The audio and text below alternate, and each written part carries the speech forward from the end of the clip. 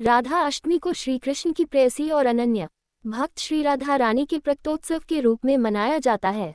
ये भाद्रपद मास के शुक्ल पक्ष की अष्टमी तिथि को आती है। राधा जी को भक्ति, प्रेम और समर्पण की अधिष्ठात्री देवी माना जाता है। पूजन विधि: 1. सुबह स्नान कर व्रत का संकल्प लें। 2. श्री कृष्ण और राधा रानी की प्रतिमा या चित्र को गंगाजल से स्नान कराएं। 3. धूप, दीप, पुष्प और चंदन से पूजन करें। 4. राधा रानी को विशेष रूप से माखन, मिश्री, खीर, पूरी, हलवा अर्पित करें। 5. राधा कृष्ण के मंत्रों का जाप करें। राधे राधे जप करो, हृदय में धरो हरे।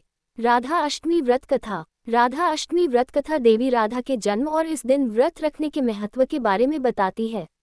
पौराणिक कथाओं के अनुसार एक बार वृंदावन में कई वर्षों तक सूखा और अकाल पड़ा रहा।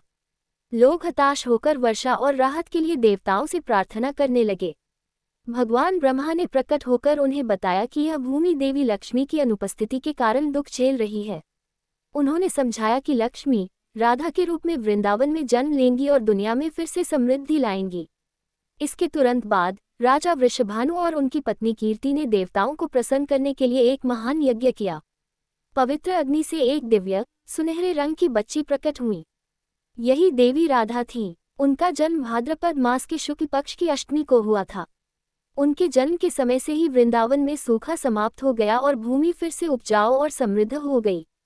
लेकिन एक बात अजीब थी, राधा ने अपनी आंखें बंद रखीं, मानो वह किसी खास का इंतजार कर रही हों।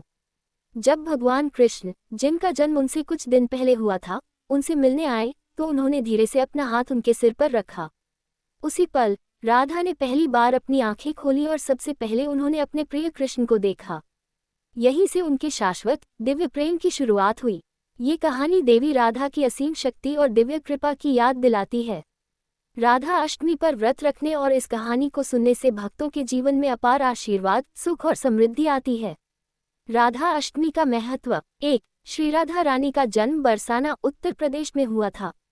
मान्यता है कि भगवान श्री कृष्ण भी राधा के बिना अपूर्ण हैं, इसलिए उन्हें राधा कृष्ण के नाम से ही पूजा जाता है। 2. इस दिन भक्तजन प्रेम, भक्ति और आत्मसमर्पण की भावना से राधा रानी की आराधना करते हैं। वीडियो देखने के लिए आपका बहुत बहुत धन्यवाद। अगर आपको ये वीडियो पसंद आया तो लाइक करें, कमेंट करके बताएं कि आपको क्या अच्छा लगा, और ऐसे ही और वीडियो देखने के लिए चैनल को सब्सक्राइब करना न भूलें।